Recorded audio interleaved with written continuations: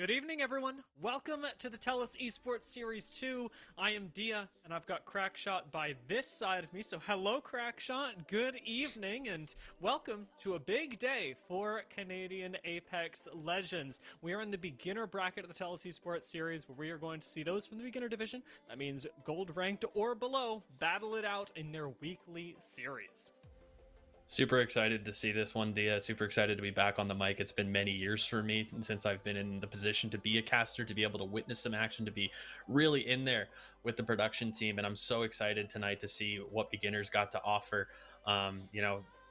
As you said in your promotional tweet, there was a lot of tournaments out there that don't really have something like this for the beginner side of competitive games. There's not really a way for lower ranked players to compete, so I'm super excited tonight to see what these guys have to offer and what might be a lot of their first ranked experiences.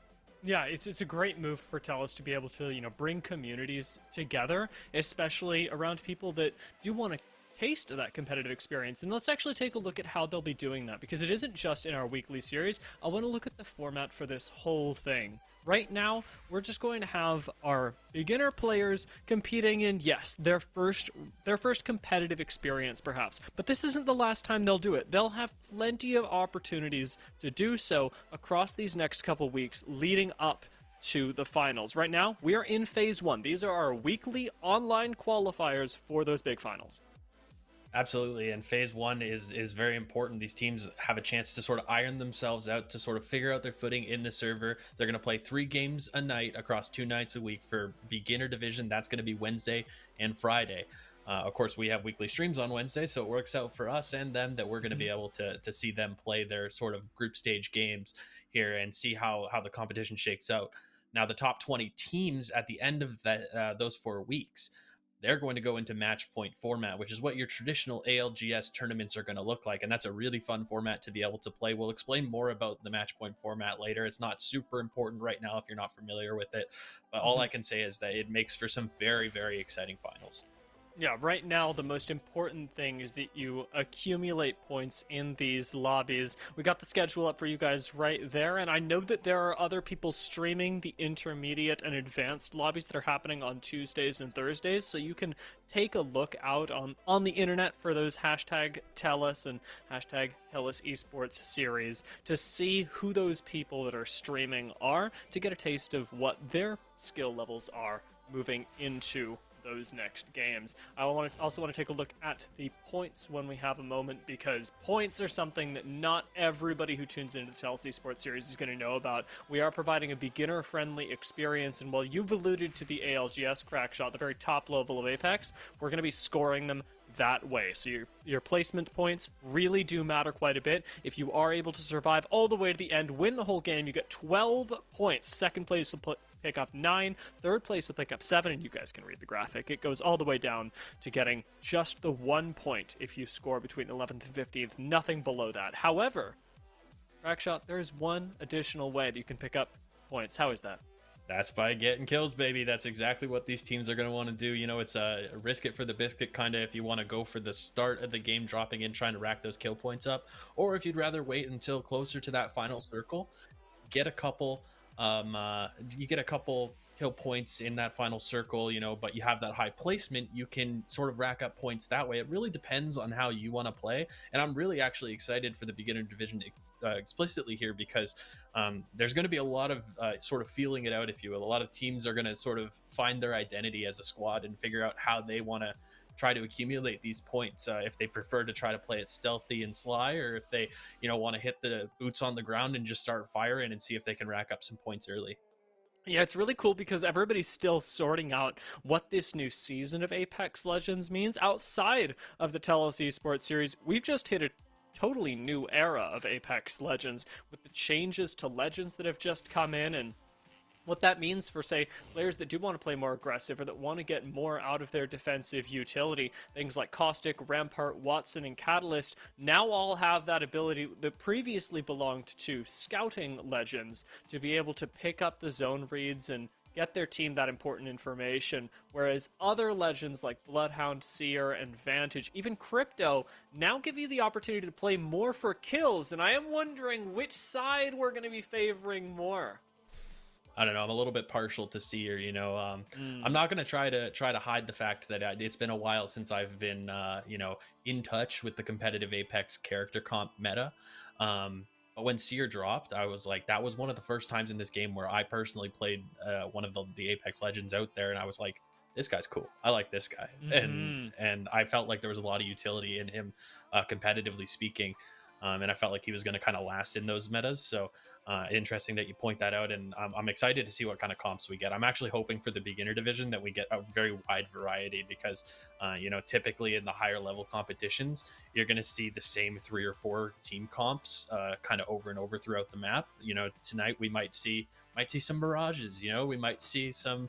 We see a lot of Bangalore action. Some of those show some love to the older, champs in the game, and I'm excited to see that. It's funny. I hadn't even thought about Mirage, but I was just watching some of the intermediate games yesterday, and we absolutely had people playing Mirage. It's just not a legend that a lot of people are used to dealing with, and, well, we'll have the chance to see how it plays out and who ends up going with that. Now, we are getting 3 games per day, and these 3 games are all going to be taking place on the same map. We're starting off on World's Edge, and that'll give everyone their best shot at, I would say, fighting it out on what is Apex Legends' most competitively trialed map. People have been playing this map for a very long Yep. time. World's Edge is beloved by many, hated by a few, but it's certainly been figured out. Oh, absolutely. This is a map that, somebody like me who plays Apex on an occasional basis, when I see Mm. this one pop up and it's not one of the newer ones, I get a little happy because I'm like, hey, I know where I'm going on this map. And that Mm. can play to an advantage for some people that it's that fleshed out. But at the same time, I can definitely see the other side of it where people want to try something new. And so, next week we are going to see Storm Point. The maps flip each week. So Wednesday, Friday, and then Friday, Wednesday, it's going to be different each week. So next week we'll see Storm Point, but today World's Edge, we're kicking it off here. So excited to get in game. Glizzy Gladiators landing, I believe, alongside Rose, who dropped quite early out of the ship as well. Climatizer is one of those POIs that, if you get the opportunity, you do want to fight for. You can pick up some early KP here and hopefully transition it into a solid game with the just amount of loot that you pick up early. Glizzy Gladiators going with a very interesting composition to start things off. That Seer that you mentioned, still very all-powerful, but the Maggie has gained increased popularity. And taking a look at the map, they are all alone up there. Nobody can stop this 50-50, and we've got another one happening over in Countdown. Couple different early game engagements that we are seeing there, and I like to see the one on the left a little bit. Is this Black Ops 2? Great team name. No, it's not It Black is. Ops 2. Some of us elder gamers do wish it was. Don't worry. But yeah, that team is. It looks like they're getting involved with BEG over there. Glizzy Gladiators, of course, up here may end up finding the Mooshak. That's again some very very creative team names in this tournament. It's been a lot of fun. A lot of you guys definitely recognize my name probably if you're watching from answering tickets and wearing a lot of different hats. And I have to say, you guys, I applaud you for your creativity. Mm-hmm. Even putting in a lot of work behind the scenes as well, because a lot of folks did have questions, as you said, first competitive experience for a lot of people. So, I mean, big thank you to you and the admin team for making sure that this tournament's going smoothly and everybody's getting their best shot. You've also accurately predicted that we were going to get a Mirage, which I have got to call out because we've got Let's our first go. one here with the Octane Mafia, who, interestingly enough, are not running Octane, but are sure to give us a taste of action real early on as they've already taken some shots in tree. Couple shots into Darkness U there.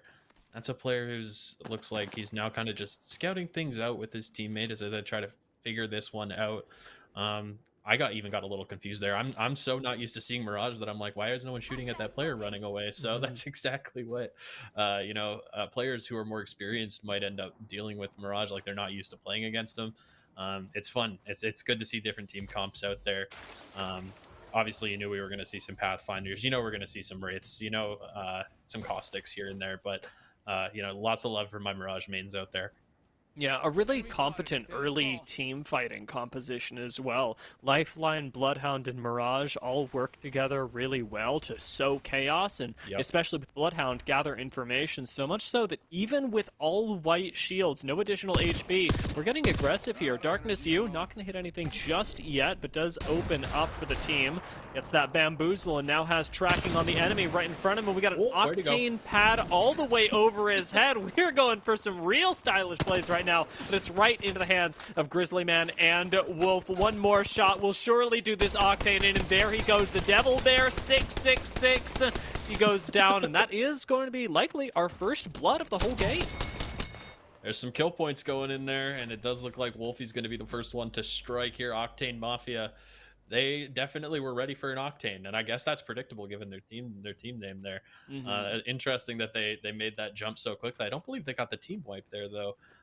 So there's somebody hidden around here somewhere, and that looks like that seems to be Bloodhound's job to try to figure out where this last player is. Now that they know they have the 3-on-1 isolated on this side of the map, he can't be too far, and they're close enough to the death boxes that it's gonna be really hard for them to, get anything back out of this fight. So really great start here at Octane Mafia. Yeah, plenty of opportunity to make use of that blood as well, especially with the White Ravens that have recently been changed about this legend. Bloodhound now is able to really effectively track people across great distances, but somebody's coming in from the other side. The Northern Pickles approach from the south, really mixing things up, but they're not the only ones who have suffered a loss. Beg are our first full team eliminated. That's of the night and of the tournament itself. Beg, unfortunately, won't be making it above 13th. However, they will have collected 1 placement point for their troubles. 1 placement point better than no placement points. That's what I say. It's always better. It's always good to look on the bright side. And it looks like we might see some more team fighting going on a little bit here. There's definitely some action going on. I see some smoke in there, some nades getting tossed. It's really going to be about who gets the first damage, I think. Watson's got something set up going on in there. Very annoying to me as a player to see those electric wires there and just be like, what do I do?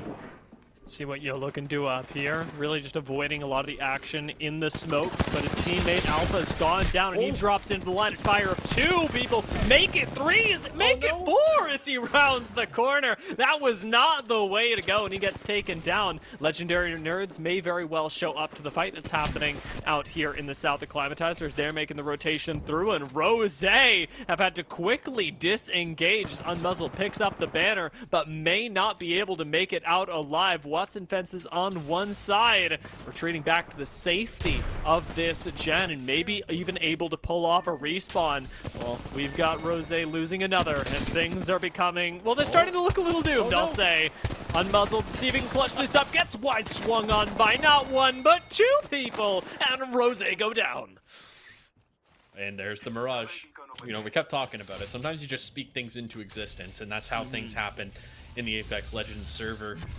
Unfortunate start to that fight for that team, honestly. It was, quite literally could not have been caught in a worse crossfire situation.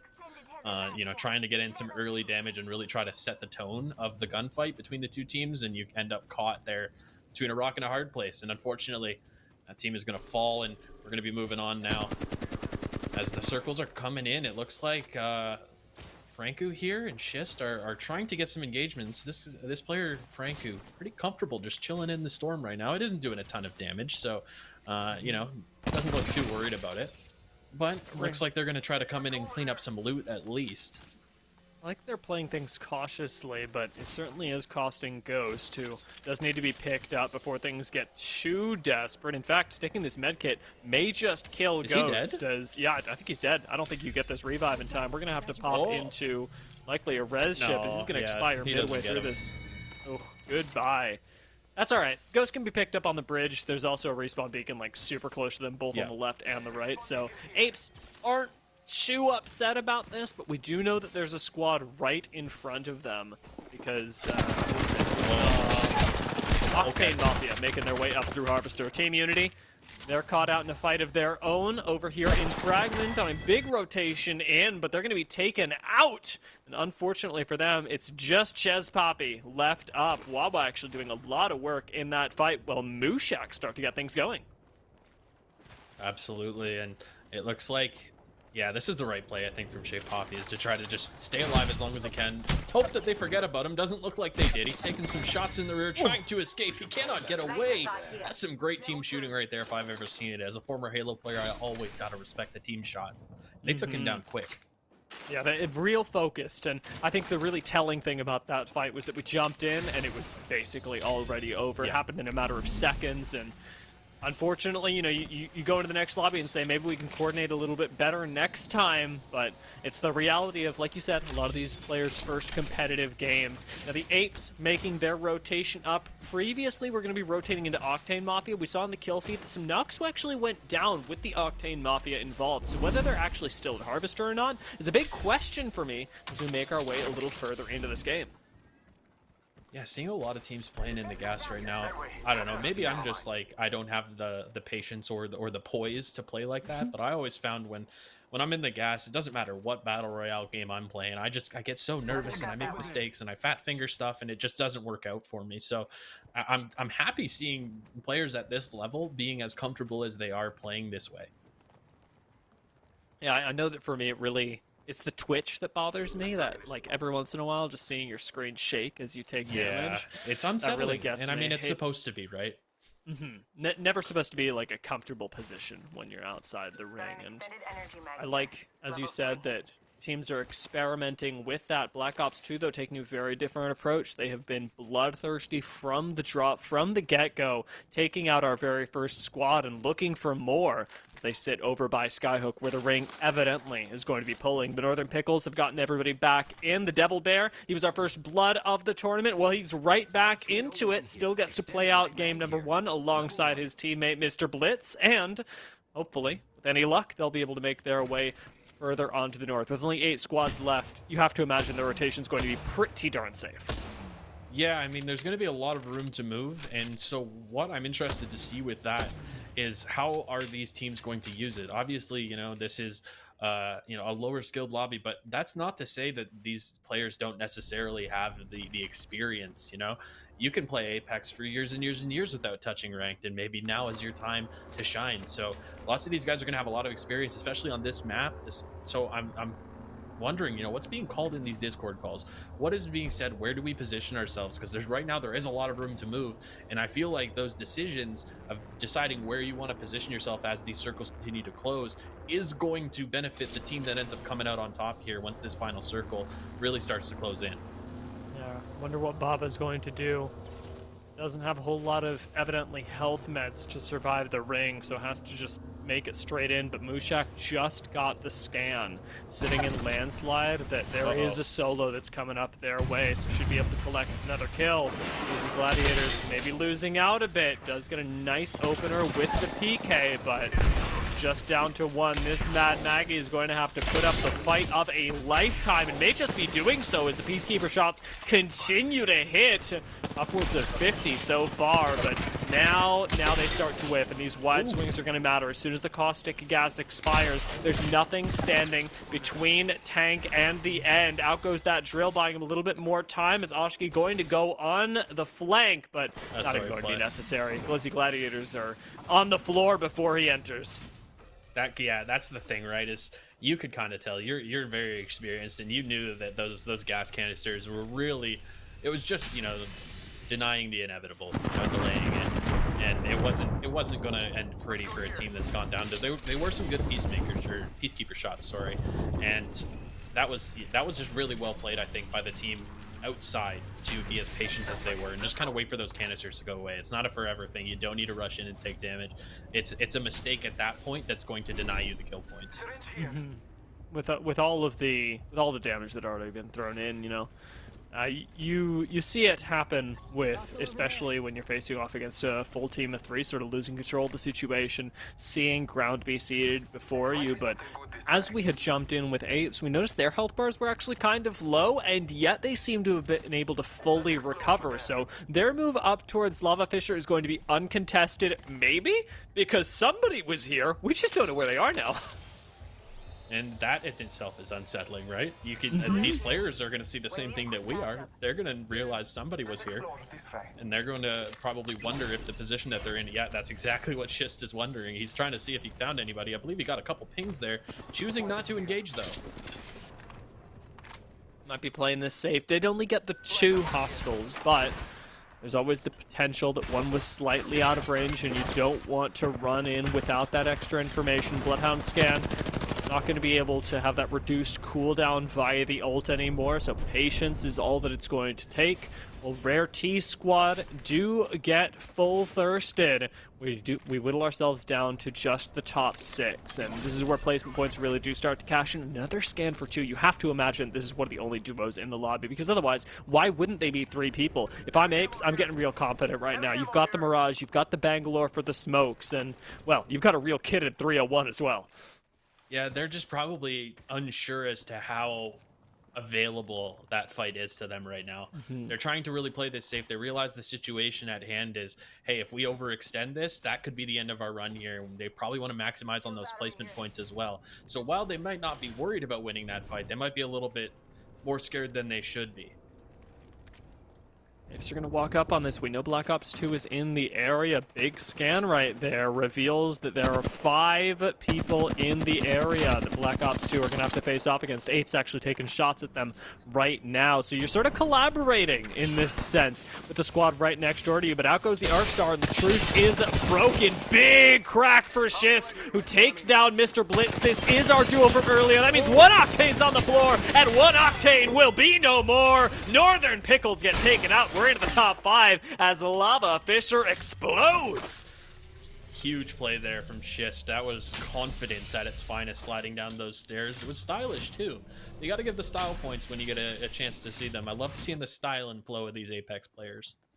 Black Ops 2 go, oh, well, that was too much Apex Legends for me. I don't want to contest that. Instead, they rotate up towards the north, find what looks like a solo Newcastle, just sending it across the open. See if they can find this kill, as Mobile Shield actually provides plenty of cover and is doing a little dance in front of us. Black Ops 2 do have plenty of space and time, though, to take this ring. They now know that there are others in the area. As Cryptodrome gets shot down, that means there are at least 2. But with the Newcastle wall set up, I wouldn't mind seeing them play the rock just behind Oski and see how much space they can hold down in this final zone. Because this isn't the only other squad you're fighting up against. We've got 3 other teams. Instead, Black Ops 2 are going to full commit, taking the opposite approach, and you can only hope it goes well in a very short amount of time. Is that a Kraber? I think I see a Kraber. Oh, not a Kraber. Maybe it's a Kraber? Not yet. I don't know. I'm old. My eyes aren't as good as they used to be. You know, I'm an elder gamer. Ooh. Okay, so now where'd they go? They're like, what's going on? Yeah, this is Newcastle okay. wall too. Hurt intensity. They see the wall. They're like, okay, well now they have to be over here. It looks like, I hope I'm saying that right. 04 Sky. Do you think it's Oski? I just sort of went with it earlier, kind of full sent it on the pronunciation. Let's go with that until he tells us otherwise. Exactly. Yeah, hit us up in the chat, eh? Yeah, let us know. Let us know. I'm always down to know when I'm wrong. You know, that's part of what my job is. So if we're saying your name wrong, or this kind of goes for anybody else that ends up on these broadcasts, there's a lot of players for us to manage here. And with it being some newer players to competitive Apex, it's going to be a little bit of guessing. And I think that, you know, you being a caster for as long as you have, definitely probably have seen your fair share of tags where you're just like, are you trying to make my life hard? Oh, yes, I have. Yeah. There comes a point where you just decide, you know what, I'm going to try it, and if it's wrong, somebody will tell me. Yep. But you see so many plays, you see so many cool things happen that you want to be able to say somebody's name and put it alongside it. So Black Ops 2 for the moment. He's a seer guy, you know? He's a seer guy. For me, yeah. I'm a seer guy, so I have to be able to see these kind of players and, you know, give them the respect they deserve. Looks like some fighting going on here. Oh, this is going to be like almost 2 individual fights. Yeah, we've got 4X. 4X are coming around through countdown, so they're going to encounter Apes first. I'm surprised to see them make the full rotation, but you got a minute left to go back on that. 4X are going to run into some trouble here, but I think what a lot of people won't realize is that northern rotation onto Black Ops 2 is absolutely still available. Instead, seems like a lot of people are being funneled into this south, having to come from Lava Fisher, and if Black Ops 2 can keep everybody down here, the lobby's going to play itself. 4X are already gone. We're into the top 3, and Apes are going to have to face off against the only other squad coming from Lava Fisher. In they go, knowing exactly what we called out, that they don't want to take that fight, and instead need to sandwich Black Ops 2 for the win. Franco, good angle, but instant smoke on the other side makes the shots hard to hit, and the frag gives you that little bit of space so you can secure this building. This is such a good heads-up play from Apes to make sure they've got the safety. That is a Kraber. You called it right. That's a Kraber, baby. Love seeing one of those in a final circle here. The Sears going off. You kind of know. I mean, you're not really finding anything out with that. You know that they took this building, and ultimately, this is the power position. You just have to make sure you use it as a power position. I see a lot of teams in the lower levels of these types of games end up getting these power positions and then kind of turtling, right? It would be easy for a very experienced team to trap somebody inside a building and then all of a sudden just wait for the zone to move, right? Like, this is just going to be kind of about the Kraber and kind of seeing if he can pick some damage. Yeah, it looks like they're trying to get aggressive here. The fight is starting. A couple frags thrown towards Berserk, and it's not looking like any kind of significant damage is going off, but at least they're extending out of the building. They don't want to get stuck there. Berserk may be single-handedly saving the team right now. The play for Apes was to live up to their name and move off to the north. Now that they've delayed that by so long, Black Ops 2 have been able to reposition themselves away from that, we'll call it an Ape zone, and off towards the north again, forcing these two teams into another scenario where they're going to have to fight each other before they fight is this Black Ops 2. Great seer ult as well, continued zoning and still playing aggressive. Out comes the wrap, and Black Ops 2 have to shut this down right now. You cannot let Apes walk up to you in a situation like that. A fry from Berserk, doesn't find the knock, but Intensity jumps forward. He swings on 3 people and doesn't get a knock. Black Ops 2 have lost control of the situation, and it's up to Berserk to clutch it up. Can he find the second place? 25 health and no shot. He goes down. They fall in the top 3. Apes are going to try and get the res with the utility of that Mirage, but you've got a team all over you. This should be the end. This should be our first game as Mooshak have rocked it up from Fragment, moved all the way over to Lava Fisher and gotten themselves a Game 1 win. Patience is a virtue. That's all I can say right there. Mooshak was patient enough there to just kind of outwait. You knew that Ape Squad, with the name that they are, the Apes, as you will, with the name that they had, you know, they were probably going to be the ones to initiate the contacts there. They did kind of put Black Ops in a tough situation because even if they didn't want to fight, they had to, right? And it didn't go their way anyway. Ultimately, it's going to come down to that final circle. All 3 teams played that really well, though. Yeah, I really enjoyed the way that final circle was going, and Apes, honestly, really crushed it. Despite their hesitancy, you could see it in their movements. They were playing careful. They made the right play every time moving up to take that building, pressuring Black Ops, and picks themselves up to second place. Not bad. 8 kills as well. Should put them just the 1 point over Black Ops 2 when it comes to equalizing those placement points that come with the kills. But Mooshak, an 11 kill game, the most in the lobby. They were silently, so quietly, the dominators of this game. Absolutely. The 11 kill points there kind of surprised me towards the end, but you can tell it's a smart team. It's a smart team comp as well. The Wraith and the Sea are doing so much to be able to advance scout for their team. The damage came in. You could tell that they were playing that as tactically as they could. They didn't want to take any gunfights that they didn't have to.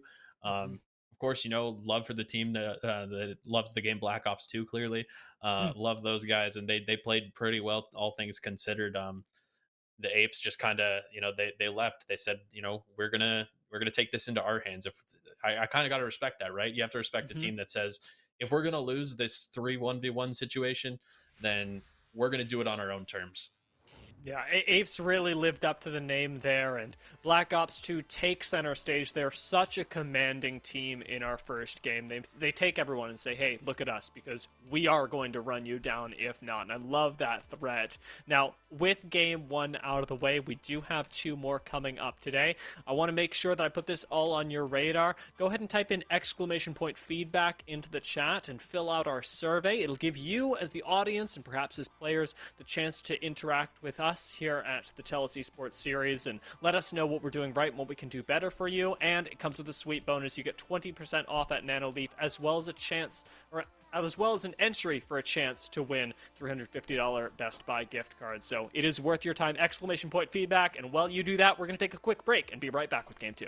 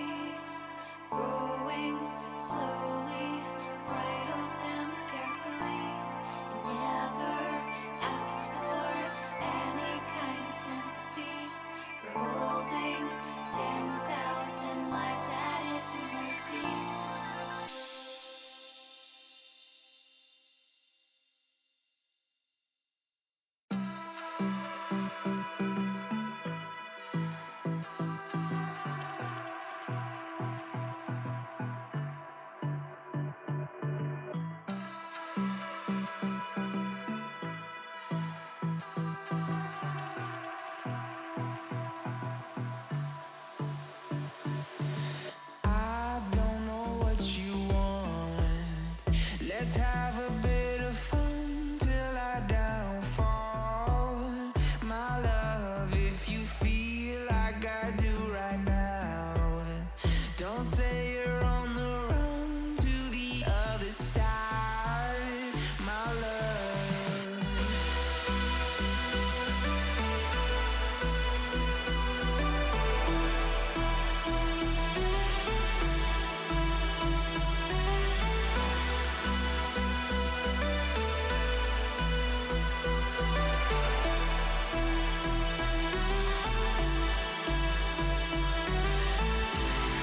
You say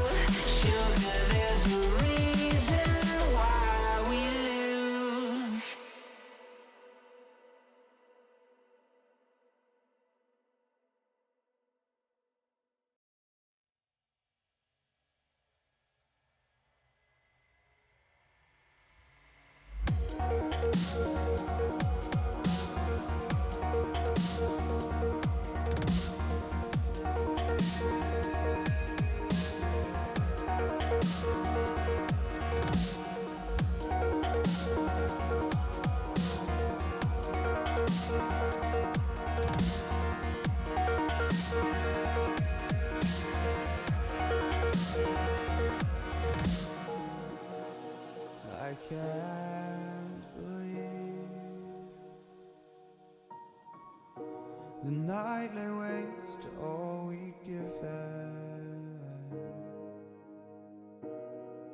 But honestly, you've gotta know that this ain't living. But we could run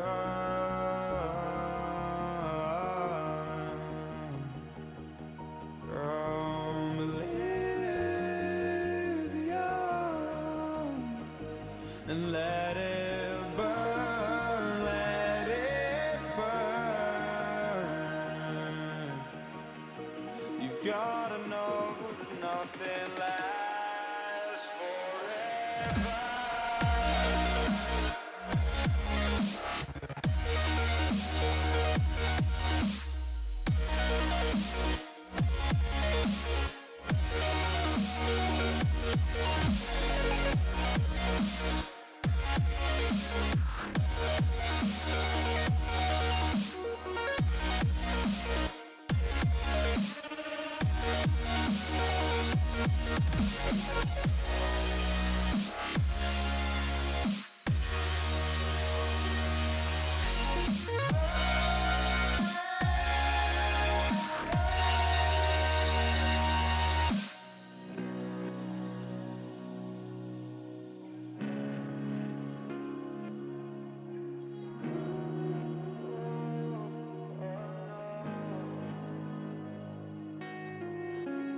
I can't believe myself.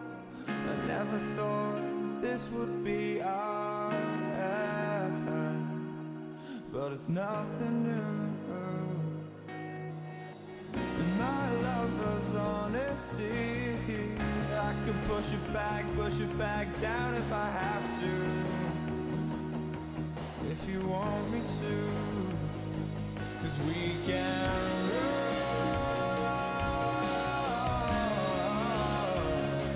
And we can run.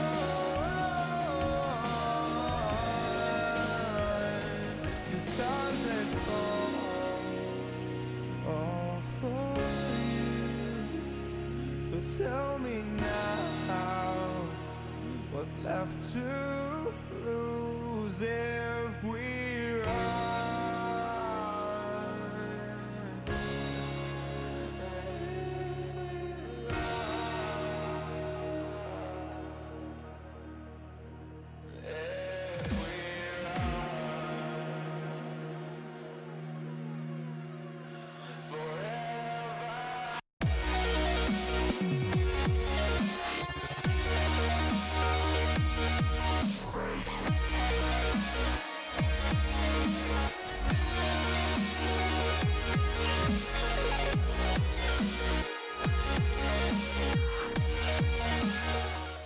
Welcome back, everyone, to the TELUS Esports Series numero dos, and we are about to go into game numero dos, as we have got that coming up real soon. Now, Mushak walked away with the first game, and as we jump into the second, it will again be on World's Edge, and these squads will have a chance to show us their best. But Crackshot, if you are enjoying today's games, and you perhaps want to get involved a little more with the community of TELUS Esports Series 2, where can you go?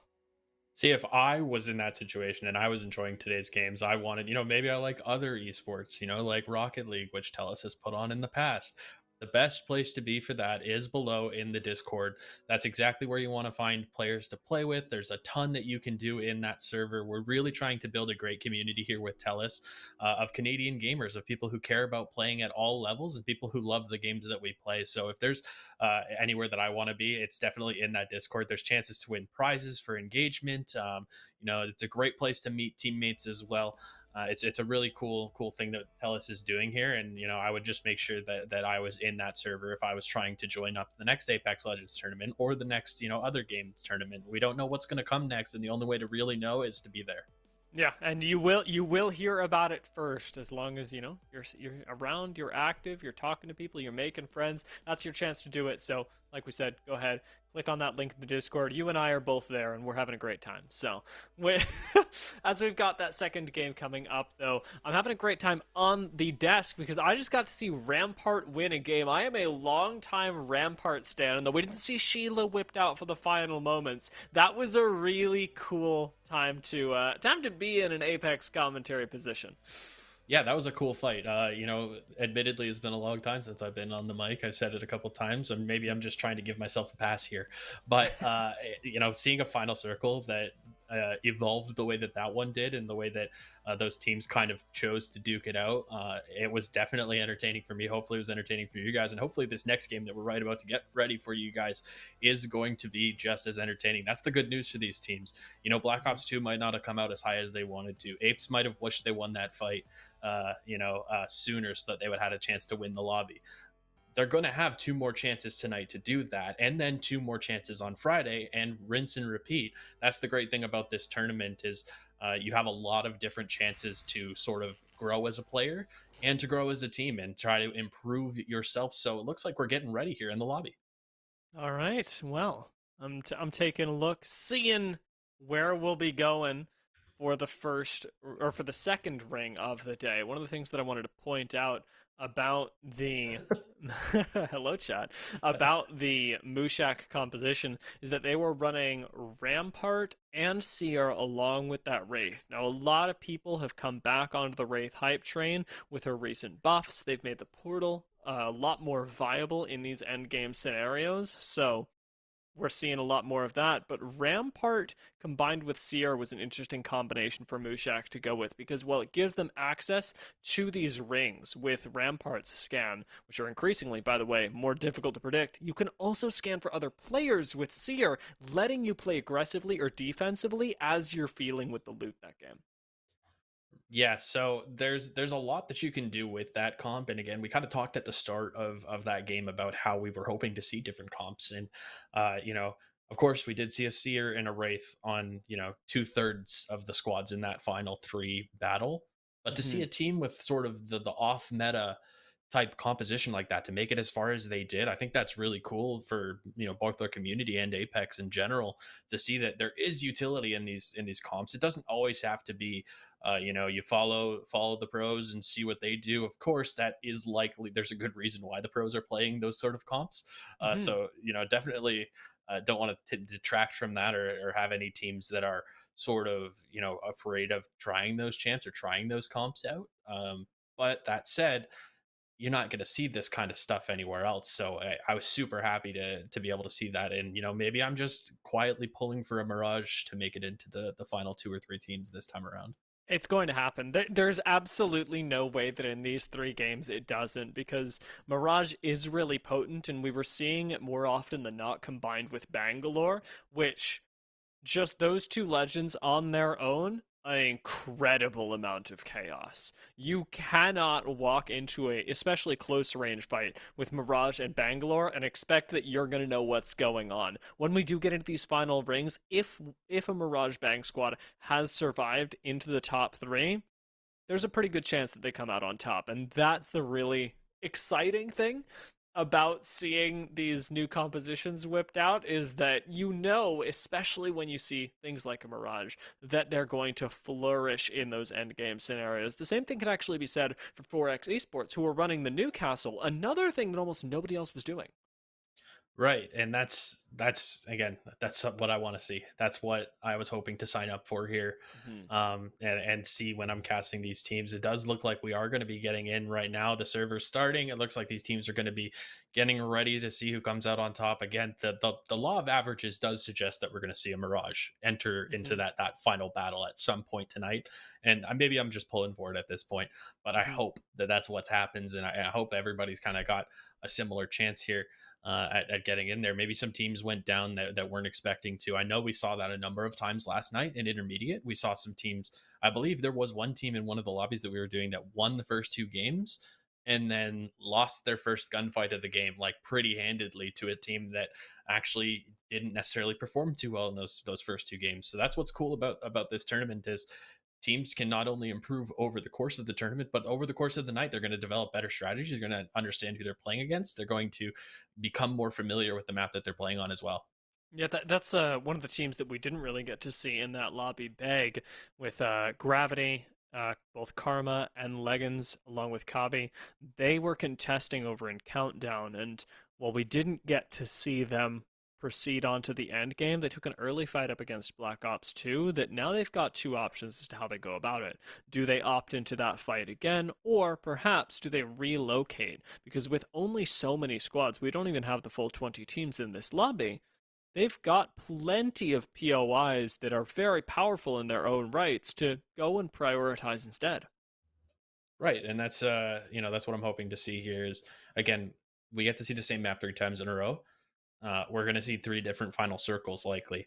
The chances of the same one kind of happening, I guess, is there. They do say in the universe Hmm. that nothing is impossible. Everything occurring is a non-zero chance. So, I don't like to jinx myself too hard with these things. The cash to curse is very real. I can promise you it exists. And Looks so like let's someone did just not. let's just hope. Let's pray to the apex gods that we see a cool final circle here. Maybe not too similar to the first one. So maybe we see a different kind of team, come out on top this time.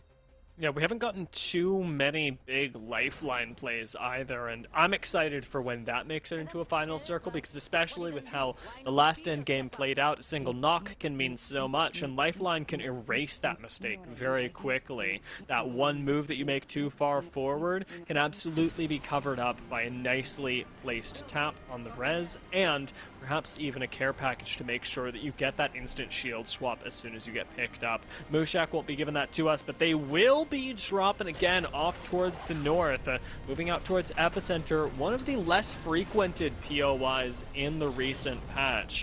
Not as much of a spawn rate on the beacons, especially when you are looking for additional enemies and ring pulls, but it is going to have still the same amount, plenty of loot for you to pick up, and a lot of rotational potential when it comes to going either up towards Climatizer or down to Fragment. Like Zoink Scoops, that's a lot of ice. There's a lot of ice there, and it's a cool point of interest, of course. It does look like, ooh, a sniper. I like seeing snipers right off the rip.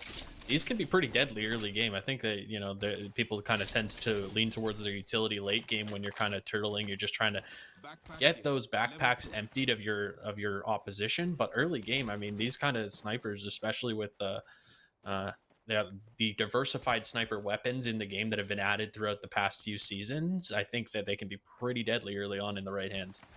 My Mance has dropped it for a P2020 though. I mean, there we go. think There, that that's thing's- more yeah, like see, it. there we That's go. more like it. The marksman weaponry, 30-30, really going to be nice during the early stages of the game. That thing can crack heads, and the Sentinel, as you talked about, with its recent buffs as well. You charge that thing up, and there's a good chance that you're one-hitting somebody with white shields.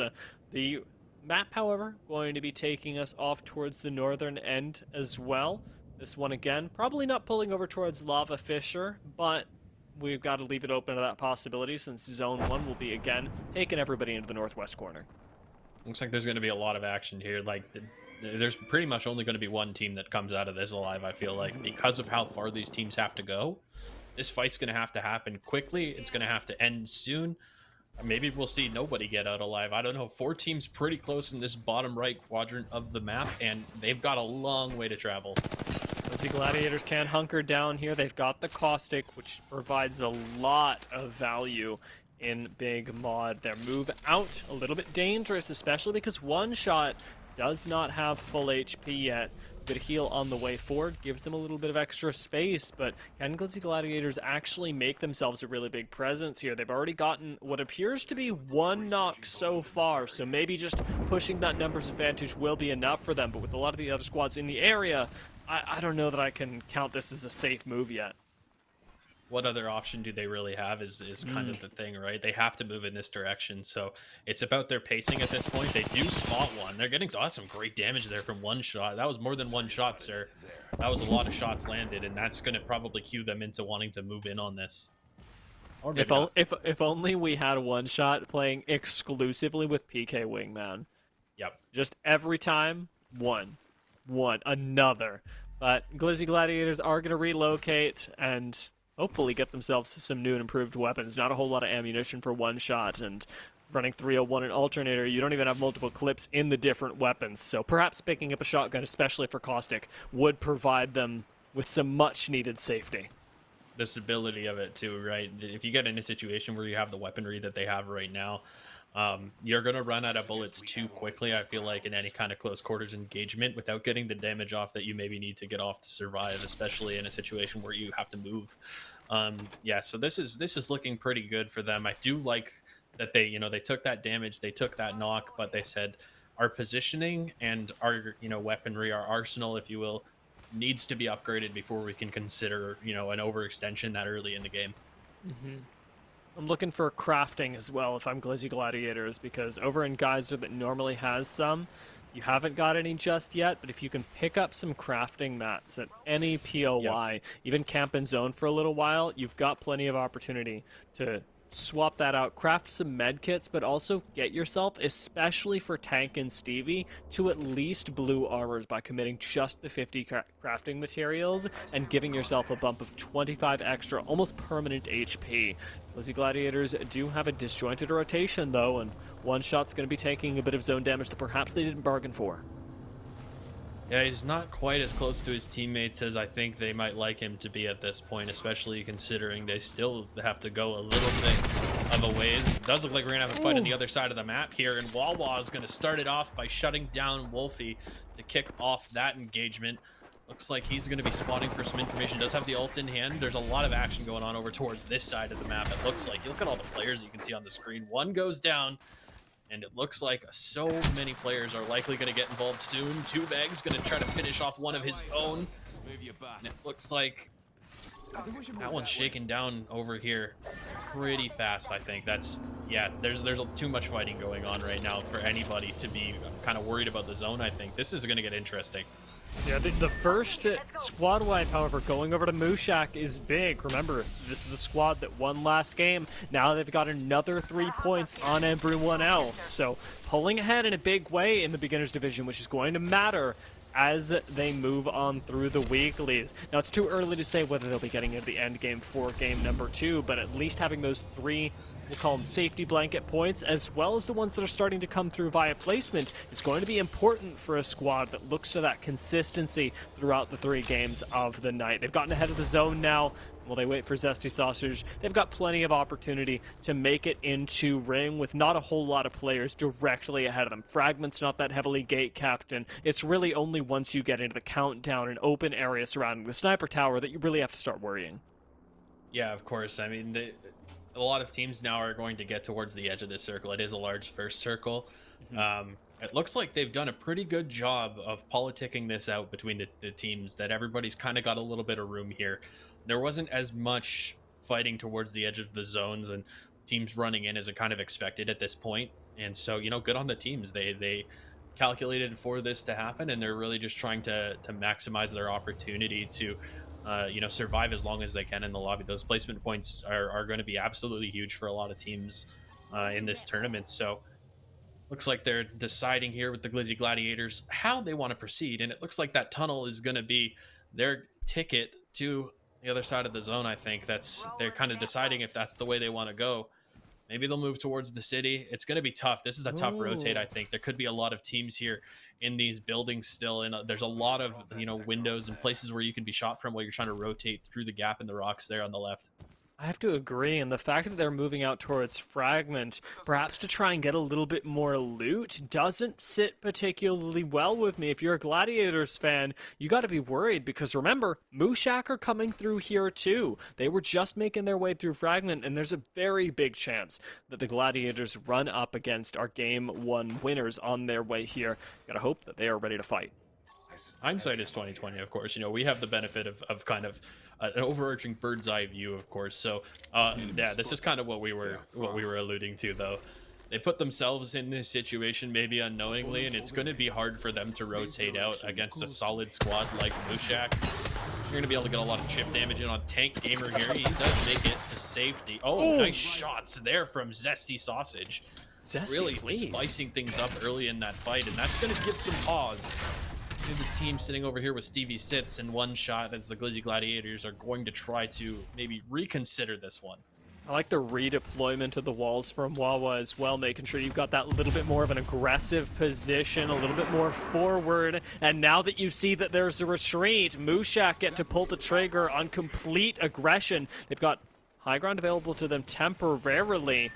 Blizzy Gladiators do run up back towards the train tunnels. 1 minute left for them to make it in, but there's already a knock here. Zesty Sausage lights it up on One Shot and Tank Gamer, and now we're looking for that third and final. Stevie, unfortunately, out here with no one left to back him up. He's going to get swung on by the PK on one side and the 301 on the other. The peace is kept, and Mushak claim yet another squad. That's 6 points for them. Make it, actually, looking at the kill feed, 7 points for them in this game alone. Yeah, it's looking solid for the Mushak right now. I think they might be building a fan base, you know? Maybe they'll call their fan base the Farm or something. I don't know. There's a whole brand idea. Maybe that you guys can hit me up. Our people will talk after this game. Let's talk about you know, really monetizing the Mushak, right? This is a really good performance from them. All jokes aside, it's they're really playing this calculated. They're kind of almost in both of those situations. They waited for the opportunity to come to them, right? And that's the sign of a seasoned team, I think. Nice defensive bombardment from Bang. I don't know if they're going to be able to get Cosby back into this, but this was the squad that we highlighted earlier that went down first in game number 1. They've recovered really well in game number 2, able to survive into the top 10, and now with Cobby full thirsted, they've got the opportunity to pick that banner up and even get a res. There are plenty of beacons out here in Skyhook, not a lot of people positioned off to your north, but it's all about whether Gravity feels confident jumping down there, swooping in, playing the hero, and picking up his teammate, or whether they would rather sit up here, perhaps wait for the game to come to them. We're seeing these seer ults go off, right? They know that jumping down at any point is going to be kind of a risk. They know that other teams as well know their position, right? So it's a tough ask to give up a position like where they're at right now, and it's a tough one, I'd say. It certainly is, and Skyhook, not a very forgiving POI either. You drop down and you lose one member, as Beg already have, and all of a sudden, there are 4 zips that somebody can jump up on you with. The really nice thing is that with new rings, there are ways for you to rat this out. The ring algorithm has changed recently, and it's given squads that were in previously what people would consider textbook bad positions the chance to now play things out in honestly pretty good ones. Northern Pickles, they've got 3 this time around. Mr. Blitz and Devil Bear joined by the maple syrup drip, giving us that Canadian talent that we've really dreamed of. But they're trapped out here in Countdown, though it isn't where they landed. They're going to have to get out of here pretty darn quickly. Unfortunately, Devil Bear may not make it, down to 25 HP, and perhaps they're going to need to make use of that zip line that's now positioned aggressively. Northern Pickles, are we going in? It's pickle time, baby. Looks like they might have a shot at this, and I'm kind of rooting for them. I like the idea of a Canadian pickle lasting long in this lobby, and I think that this is a good chance for them to, if they win this, they stand a good chance, right? They're in a good spot. Looks like they're scanning out here with the wingman. Obviously still going to be a fan favorite weapon. There's the Bangalore ult that everyone knows and loves. Press Q to win the game. Mushak rolling up on this fight, though, very dangerous. Mushak have exposed their backs, though, and perhaps the Titans can be felt. An aggressive push from one side could take him out, but they're going to go forward instead, effectively locking the doors, jumping into the smoke. Have Mushak lost control? No, they have not! Kongol goes down, and Mushak have lost exactly 1 member. They're going to be able to pick him up while getting the heals at the same time, and they clean up good, do Mushak. Northern Pickles have made their rotation in the meanwhile, but that's another squad falling to these titanic teams. Yeah, they're really showing their mettle right now, and that was a fight. That was the first time, I think, in any of these first 2 games that I've almost been nervous for them a little bit. So hats off to the team that they fought there. I mean, you were the closest so far. But close only counts in horseshoes and hand grenades, and no grenades were thrown in that one. Yeah, unfortunately, right? You'd wish that they were. Could have gone, honestly, could have gone different, right? A lot better if there had been some of that AoE denial, but it's tough to set up, and Black Ops 2 actually setting up for an entirely different play. They have taken a portal off towards the north, a necessary rotation still ahead of them, but with Bangalore on their team, they can make this happen in a way that almost no other squad can. Smokes, as well as the tunnel that lies just off to the north. I think Husky's going for it right now. Oh, the rotate. Oh, we're taking a different rotate. What is this? Okay, This is make or break right here, this wrap, but they've been spotted. Yeah, there's no way that they were going to get away with this one scot-free. And they just kind of got to hope. I do not think that Bangalore had the arm strength there. They needed a Brady-type throw, and they did not get it. Back into the tunnels, though, so safe for now. The legendary nerds aren't able to find the knocks, and now they're getting charge rifled at. So Lil's going to jump back to the rest of the team and heal up, fuel up, perhaps. So Black Ops 2 gatekeep the rest of the lobby. This is round 3. You cannot sit in this zone for long, and Black Ops are going to make sure that you don't even make it in. Berserk finds the knock, and now you've got that extra KP. Already 3, going to make it 4. Racked up for them. Well, Rose just around the southern side are playing things slow, also being pressured from up top, but have an actually really feasible rotation in. Who's that team up top? They've got prime position, and if I was them, I would actually probably be fighting this as little as possible. Conserving position, ammunition, and heals is going to just be key. No one can even touch you here. We've got our garlic guys laying out damage from above while Mushak make that rotation below, avoiding all the focus from our garlicky lads up top. Taking a look at Beg, however, they're jumping up on top of Trials. Maybe we've got a fight brewing. With 7 squads left, we could be taking down another very soon. Berserk going to be able to walk right up.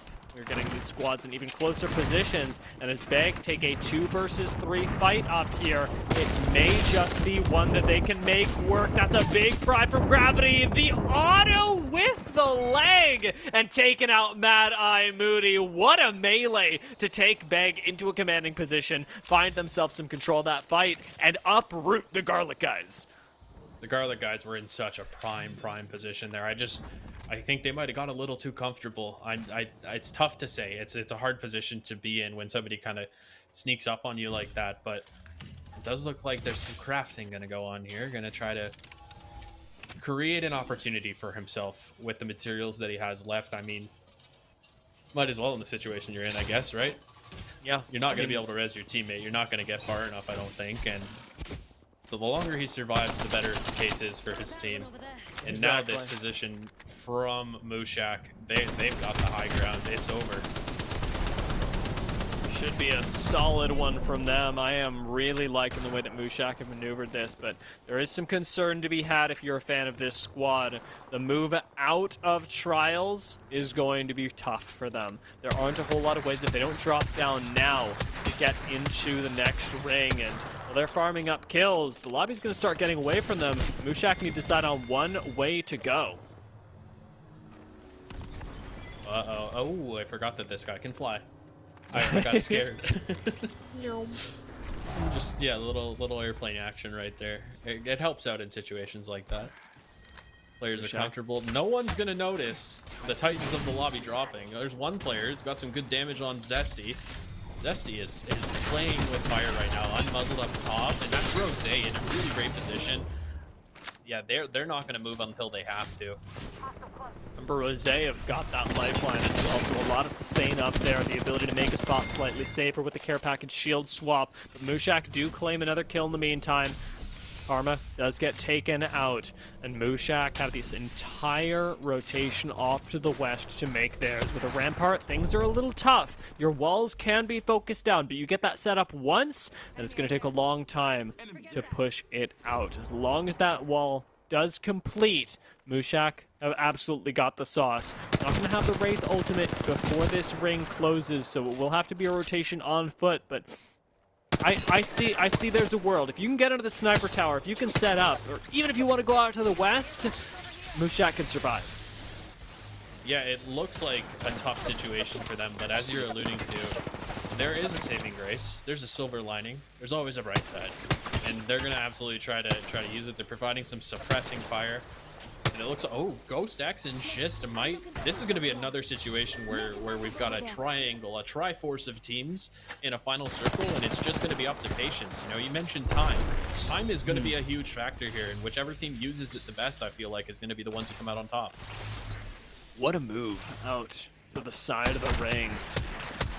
That stall going to be really important with the Wraith portal. They are taking two different approaches to this, but Rose really just watching the south angle right now. I know that they don't know that this is Mushak, but on a level, they have to be aware that the team that has slaughtered everyone coming from the south is their biggest threat. Rampart setup has been laid down, but Rose do almost find the knock, having to reload just in the nick of time, gets Schist the chance to reset. And Mushak sit out here, set up their walls, and honestly get themselves in a really successful position. 4 teams left, and it looks like Mushak are going to make it. Does look We have like a that's Mirage the in the last bit. That's my question. I don't think there is one. I don't think so. I was hoping for it. You were hoping for it. I'm hoping chat was hoping for it at this point, but I don't think it's going to happen. And again, there's not a huge reason for them to move off of this tower at this point. At the same time, they probably realize that duking it out with these snipers is might not be as sustainable as they had hoped. They've got a little more cover up there than it initially looked like, but this next zone is basically key. I'm almost wondering if it'd be better for them to jump down before they have to move rather than waiting, because Mushak's already proven capable of getting away from this fight if they want to at one point. Schist is still down there, still just ratting it out, hoping he can survive long enough to secure that second place for his squad. Nice shots from Unmuzzled. Taking a look at the map, I mean, under Rose is pretty safe. They are going to have to drop at around the same time that we see Mushak forced to move. This constant damage that's being thrown in there, you have to imagine is really impacting the meds on the other side, where Rose have plenty. Down they drop. They find a rogue Valkyrie. Gonna be taken down. You have to imagine before they hit the ground. There goes the shot! And Unmuzzled finds another kill for the squad. Rose set up behind this truck. Spot out an additional kill. This is the last rat before we go down to the top 2 squads. And there it is, top 2. It's Rose versus the Mushak. Will Mushak double up on there? Wins Rose, applying pressure to these walls, but you've got big cover in the middle, provided by that care package. Out goes the Zero, instantly destroyed. No more data, but Mushak are on the flank already. Forky and Frauds are down. It's a 1 versus 3. Can Unmuzzled really bite down here? Big crack with the Arc Star. Havoc with the turbo, hits the reload, but does not hit the necessary shots. Mushak take game 2. That's 2 for the farm, and that's, again, really well played by them. They really select their engagements well. They wait for those situations to unfold in front of them. They calculate what they can do with it, and then they capitalize. And that's 2 games in a row now where we've seen them do that. They're very good at surviving in these tight situations. They're good at rotating. So good from Mushak once again. But again, Rose, they did a really good job to clean up those extra kills. They didn't leave anybody. There's nobody, you know, waiting for them when that final fight did come around.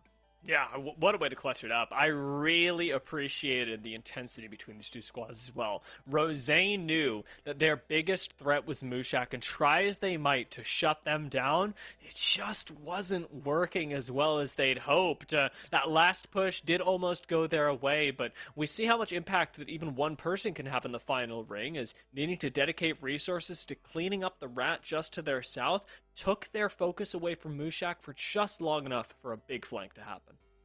That's exactly how it went, right? Again, that's Mushak's, that's their bread and butter. They've done it 2 games in a row now where they've survived in a tough situation and they've waited for the game to come to them. And I mean, it's going to be on one of these teams in this division to kind of either eliminate them before it gets down to these end game scenarios, or we're going to see a very dominant squad continue to be dominant throughout this event, I think. Yeah, they've already won 2 out of the 3 games that we're going to see on stream tonight, and we've got another one coming up, so get ready, because somebody needs to take down Mushak, or they are going to run away with these games, get a lot of points, and start setting themselves up for a top 20 position after the end of these couple weeks, perhaps looking at finals already. We'll get the chance to see what Game 3 looks like right after we come back from a short break.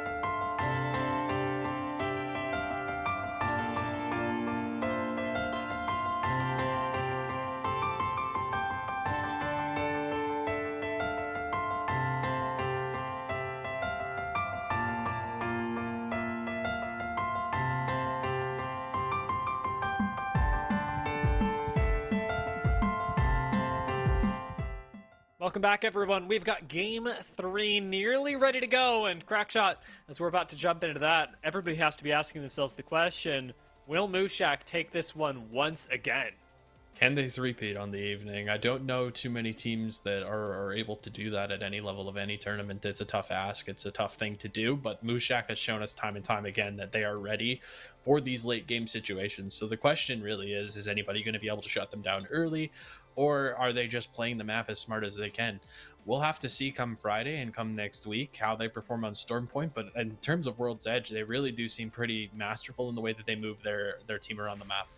And there just aren't a lot of ways to answer this, because Mushak, 18 kills in that second game, have rocketed ahead of the rest of the lobby. But one of the biggest things that you have to be thinking when you're looking at a composition like this is, how do we shut them down if they are really getting rolling? I think one of the biggest things contributing to Mushak's success is that lack of teams in the lobby. They're rotating through Epicenter, through Fragment, and they're not encountering anybody until they are truly geared up. If you want to shut down Mushak, it has to be at their POI or very close to it.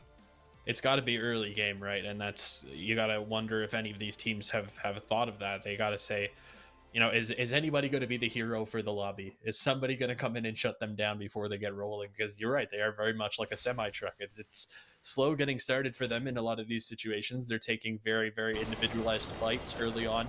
They are getting their kills, and they're getting their kill points and cleaning them up. Maybe not as quickly as other teams in the lobby, but they're putting themselves in situations where they can just wait for the game to come to them. And I keep saying that because it's entirely a patience game for them. If you don't allow them to be patient, maybe you're going to have a chance to knock them off. Black Ops 2 switching up their landing spot right now. They want a contest. They want to fight early, and I mean, if we roll this right, they could be finding themselves in a fight up against a Mushak. Climatizer, though, is where they prioritize, and, well, we'll see how that goes for them. Apes actually redirect themselves into Epicenter, which leaves me to wonder what on earth is happening. Mushak are down here. They haven't landed Epicenter. They're over by Lava City, right next to Team Unity. Uh-oh. Do they realize how close they are to another team? Is this the moment? Is this the time when the Titans fall? I mean, this is not just any game for them either. Game 3 off the back of 2 wins already. Mushak have swapped up the composition. We got a Gibraltar, we've got a Watson, we've also got a Vantage to give them that long range option. Maybe a little bit annoyed at all the sniping they had to endure just last game. Yeah, I mean, they're maybe think like it's. We keep talking about how the other teams are going to deal with Mushak, but one thing that we're going to kind of seeing here out of Mushak is how are they adapting to what they're seeing? How are they making the game easier for themselves this time around? Like, they are also capable of learning and getting better in these situations, and it's always these game 3s at the end of the night when teams are you know, fully warmed up or engaged and they've got enough practice going on. Looks like somebody's fallen early. That's somebody on the Garlic guys, I believe, who's dropped early. I'm wondering what kind of action's going on over there. Maybe it was a Tim the Tatman moment. I'm not really sure. There's no fall damage, so I don't really know how that would have happened. Yeah, it looks like this was just a fight against the Prowlers gone wrong, and you should be able to get your teammate back up, but do have to wait until you're ready to fight those Prowlers yourself. You cannot be going down in the trials as a team. You got to approach it slow, carefully, get your teammate back in the game. 4X taking their own fight. This is a southern one out here by Thermal, and 4X are getting gate capped, unable to access this next ring that is pulling over towards Thermal, and in a long-range fight as well, they simply don't have the attachments to do this. I mean, the Nemesis does kind of speak for itself a little bit, but yeah, I mean, even the car, the flatline, like, without the optics, without the shields, this is kind of a lose-lose battle for both of these teams, I think, and it's more of a fight out of necessity than one that either of them, I think, would really want to take at this point. Yeah, this is not looking particularly good. However, Octane Mafia, relatively confident right now. They've got that perp on Wolf. and on a lifeline. As long as you can stay up, the rest of your team can do it as well. This is the chance, though. Out goes that mobile shield, and 4X, they got that confidence now to walk on up and take some space. Gonna expire pretty soon, so their movement does have to take them into a building or some sort of cover if they don't want to take another long-range fight. But the Crispy Chicken gonna be able to jump back in with the squad, and 4X have gotten themselves, if not in zone yet, all that little bit closer to it. They still got another 3 or 4 minutes to make it in. Yeah, they're in a really good position here to kind of just watch the game unfold and see what happens. And as long as they're being wary that they are kind of near the edge here, but there's always the possibility that a team wraps you. Staying as vigilant as possible in these kind of situations where it's sort of peace and quiet across the map. It's quiet, too quiet type situations. This is where teams can get surprised, and getting surprised is sometimes all it can take to fall in a game like this.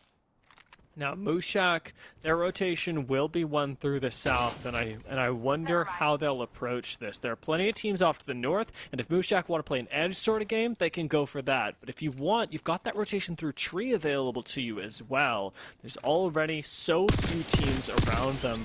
Falling behind a little bit, even trying to bait in what you can only imagine to be a fight by at least giving the illusion that they're taking shots at someone else. But their rotation is going to have to be pretty swift. They don't have that much time, and they don't actually have the zone read either. Haven't been able to make use of that Watson passive.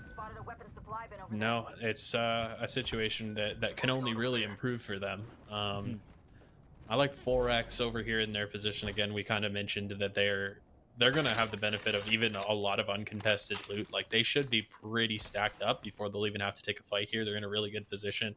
It does look like Octane Mafia is pretty aware that they could be there. Darkness is looking in that direction. Seeing a lot of Nemesis across the map. Nemesis? I'm not sure. I'll go with Nemesis. I think your instinct was right. Nemesis. That's what we'll say. Nemesis. That gun is one that I saw the first time, and I was like, this feels the closest that any gun in any game has ever felt to a Call of Duty 4 M16 to me.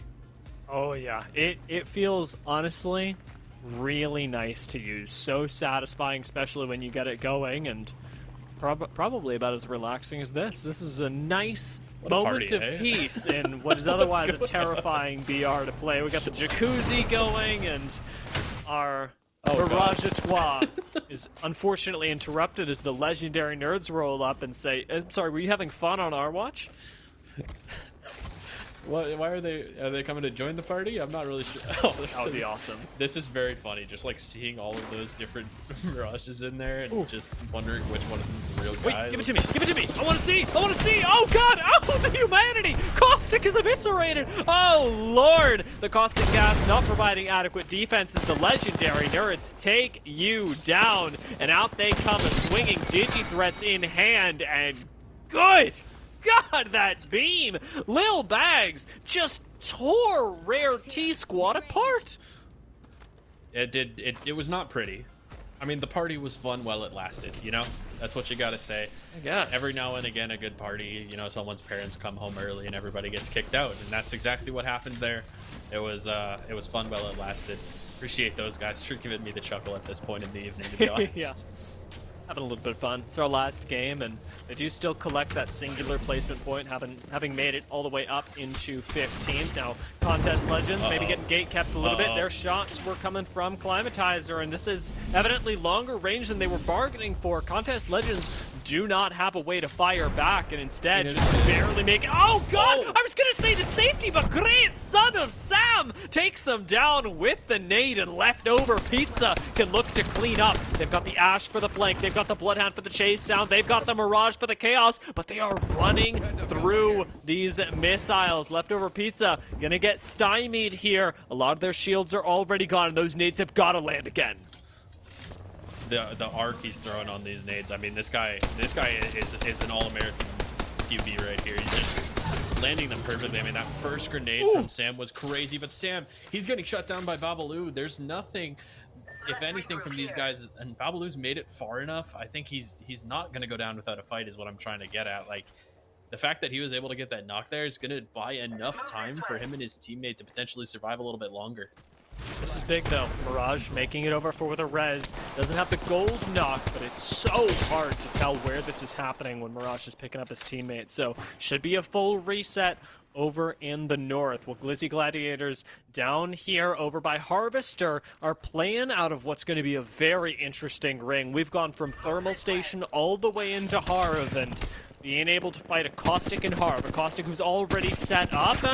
Not going to go well for a lot of teams. Might just be Glizzy Gladiators' game to win. Leftover Pizza. They've got everyone right back up, playing underneath this sniper tower. They've got a lot of ground to cover themselves. Make it safe for them. Ash Portal still available. Do they go for the fight? Do they go for the escape? Right now, it looks like they want to go for the fight.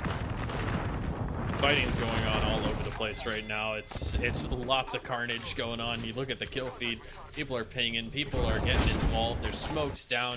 This is Apex Legends right here, and this is the kind of moments that you hope happen in these late game scenarios. Considering the res not really going to be able to get it off, I don't think Franku's got to get some shields on himself. There's this lifeline here. I mean, there's a chance that they can just kind of wait this out, but there's not a lot of cover for them in this position on the Ape side. Yeah, we're seeing so much value out of the Bangalore right now, making it an unpushable area that is so much harder to hit them in. It's actually allowed almost a full reset to go off, and Leftover Pizza on a flank right now may still be able to tear this apart. That is a lot of damage down, and you cannot drop your lifeline right now. She's gonna go down. One more shot and do it, and Ghost has fallen. Leftover Pizza, gotta know that's the trigger pull. There's no way you can recover from this, and smokes or no, Ghost are not ready for this push. Scan gives full information even in the Bangalore smokes, and Franku gonna go low, likely gonna go down Schist on the wide swing, but against a Mirage, who do you fire at? What do you do? Franku is down. Fraser turns around, gets the beam onto Ghost, and there's just one player left. Leftover Pizza, look for this last kill, this one bit more. Team Unity do go down in the meantime. Portal takes Berserk out to, I hesitate to say, safety. The longer he lives here, right? They're playing for placement points at this point. Not a lot Berserk's going to be able to do. Razor's controller died? Wow, the Apes are still in this. It was 2 squads. Apes still have the chance to get everyone back in the game.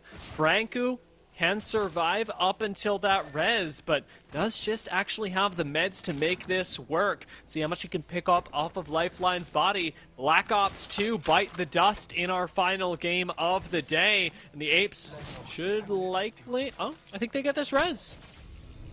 It's going to be tight, but they definitely get it. I don't know if it just gets the syringe off right now. Oh my god, a heat shield. Just the perfect thing. Exactly what they needed. It's exactly what they needed, but unfortunately, I don't believe it's supposed to be in here. Yeah. It looks like the tournament setting glitch is still happening. This was happening last night. It's a UI glitch that happens inside the lobbies, regardless if tournament mode is on. It seems like heat shields are spawning across the world, and unfortunately, in that situation, you know, they're just going to kind of be the beneficiaries of that, and they're going to try to make it as far as they can. It's still, this zone's still going to hurt. They don't have a lot of places to go. It's really not as much of a saving grace as you know, it might have been in another situation. You're right. They do still have a lot of ground to cover. Ground that will eventually take them into the Glizzy Gladiators. We talked about this earlier, but the setup is absolutely nasty from them. Set up on the high ground. I mean, it's looking good. We'll see what their team play is like, but I am a big fan of Caustic, specifically in Harvester. So many cheeky angles that you can put these traps in, and it'll give you a lot of longevity. The Garlic guys perhaps struggling for a bit of that, as they have lost one member. The Apes, of course, we know, gone through the same, but their push is confident nonetheless as they jump through the landslide area and right on top of a Mirage. That is an instant drop from the Mastiff, but Schist and Franku do have to heal up, and Leftover Pizza do double back. This is the exact same fight that happened earlier. In comes the wide swing from our Bloodhound, but he doesn't quite get a single knock, just barely missing out. We know from our perspective that there was so little health on him, but just getting the shield crack. Leftover Pizza don't have the confidence to make this work. He walks in and oh, good God, the humanity. Leftover Pizza get farmed up by 4X, who now get to turn around and gatekeep what we know is just a duo. It's just 2 players here. They're fighting for their lives, but the amount of ammo, the amount of heals that they have, They can throw smokes down. They can delay the inevitable. Oh, they're going to fly out of the smokes. They're going to play the old Counter-Strike game where you throw a smoke down, you run through it, and then somebody Got two types shield to you breaks. and asks you what's going on.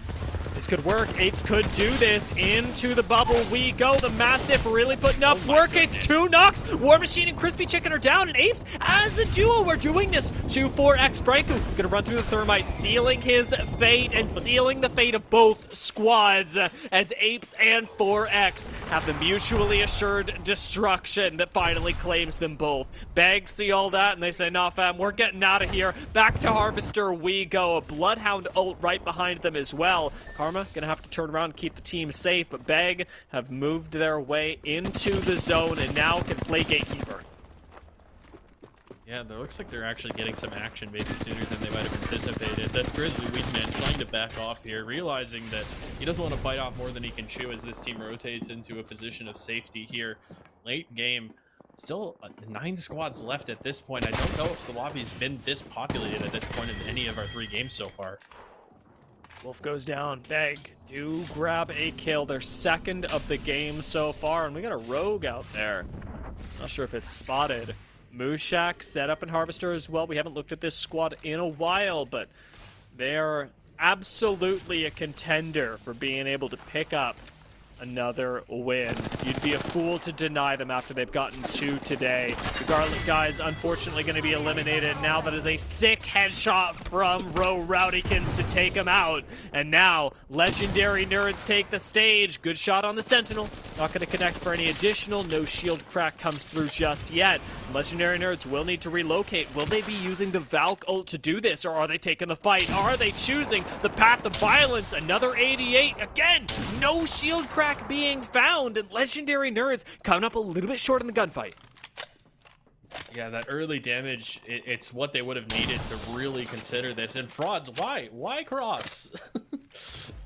It's got to be a situation going on the other side of this cave that I'm not seeing, because that's a dangerous cross to make. Oh, Forky's waiting. He waited so long. To cross his teammates, that's a lifeline as well, I believe.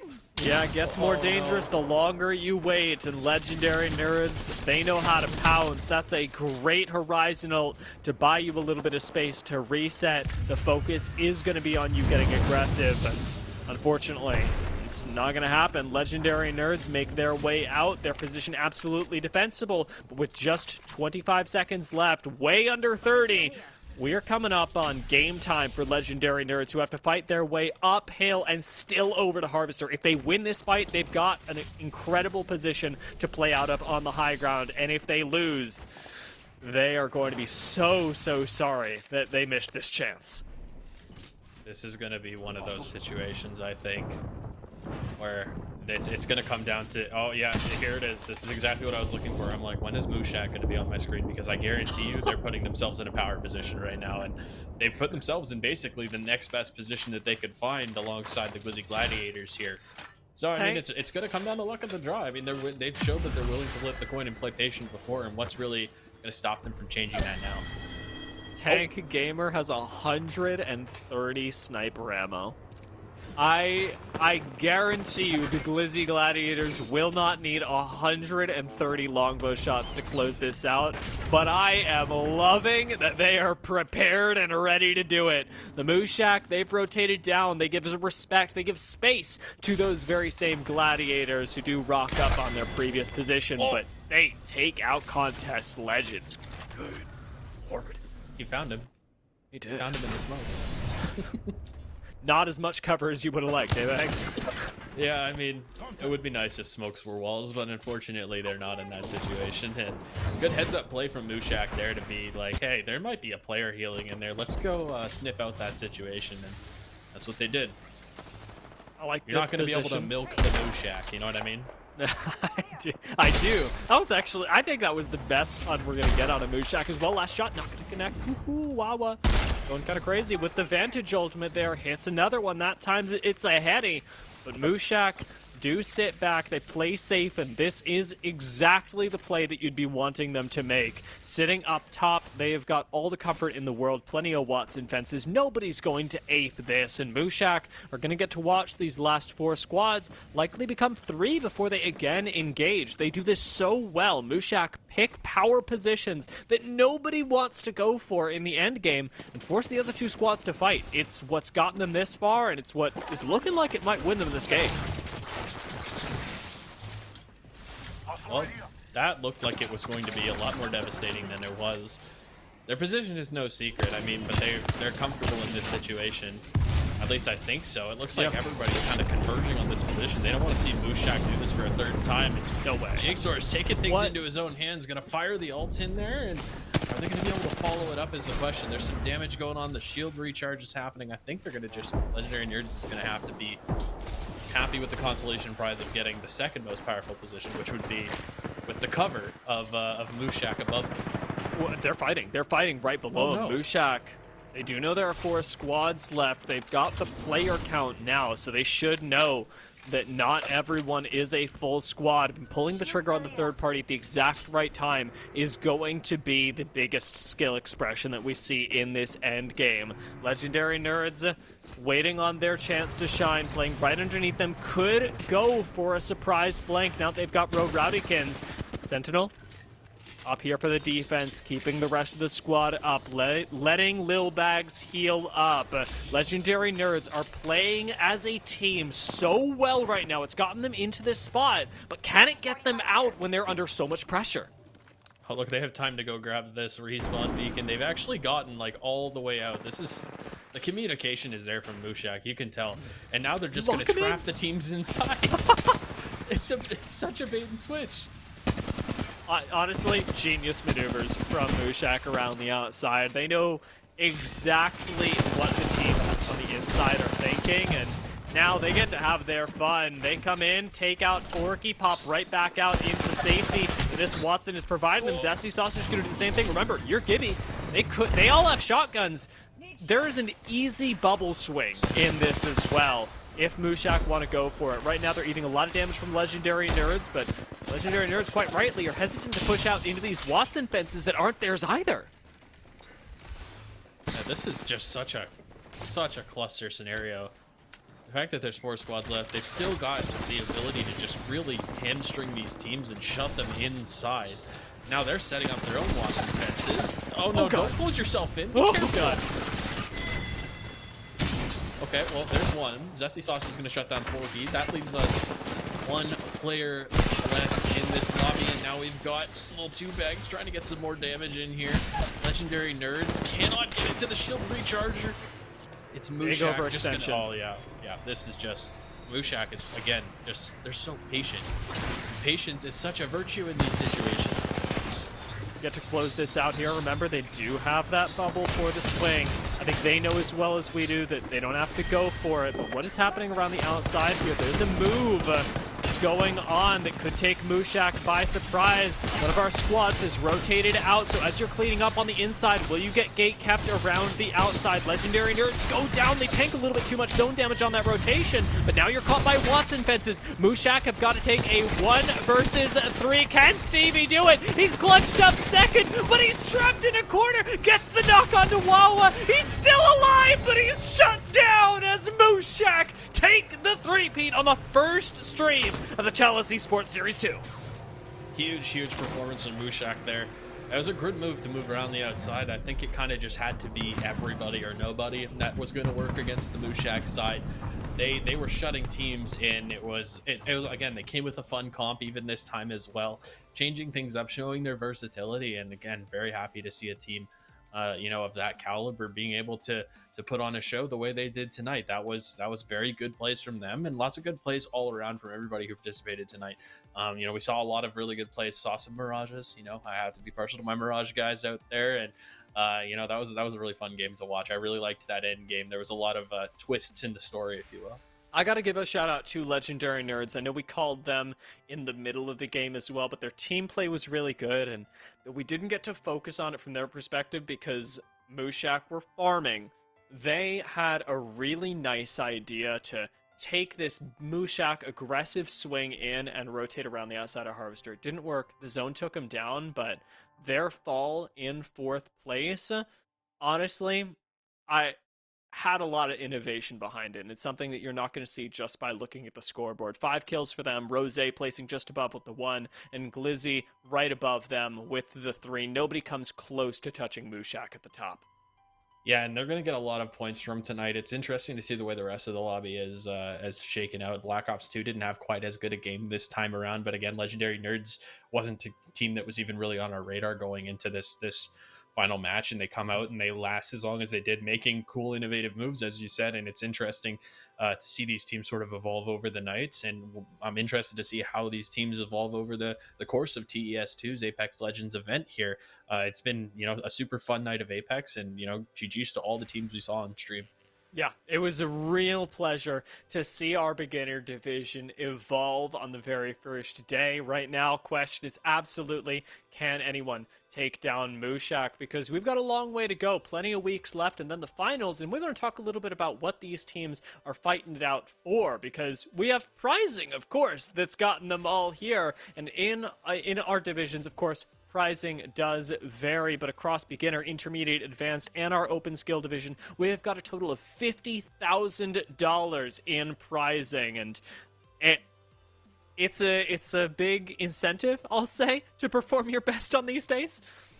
Oh yeah, I mean it's super fun, I guess, especially even for the beginner division. The prizing does scale upwards, and open skills being the top 20 are getting prizes. That's why a lot of teams have elected to play in that division despite there being no skill cap. There is still a really good chance that you can get yourself some cool gear even from our sponsors, and get yourself a chance at winning something. I'll tell you what, even if it's a small prize and it's a consolation prize, something like that, it might feel like you didn't do a ton in the tournament, but winning a prize playing a game that you love is something that I hope every gamer gets to experience at some point in their career. And TES bringing this community together, and really going after this vision of being able to provide an esports level experience regardless of your skill level, that's something that I can definitely empathize with, and that I strongly am working with my team and on trying to help succeed here into the future. So prizing like this for an Apex Legends event, I mean, I'll drop this on you guys. This is information that we got earlier today from Respawn themselves. This event is the largest open event for Apex Legends that has ever happened in Canada at this point. So, this is thanks to all the players for signing up, beginner, intermediate, advanced, open skills, all of you guys. You guys are, continuing to be a part of this and continuing to help us grow the community and, participating each and every night. So thank you guys so much for coming out tonight. And I'll let you kind of throw us to an ending here. I liked what we saw tonight from a lot of teams, and I'm sure you did as well. Yeah, I really appreciated everything we got, both from the teams, from the audience. Yeah, you said it best, but we can't thank you guys enough. But we've also got our sponsors to thank. I want to give a big thank you to Nanoleaf, Xbox, HyperX, and GameCon Canada for making a tournament like this possible. TELUS, of course, for putting all of this on, because like you said, it's all about the community, and we've got them right here, and we will have you guys back in the next week, so be sure to tune in same time, same place for our next weekly coming up back on Wednesday. So same time, same place, 5:30 Pacific and 8:30 Eastern. We will see you then.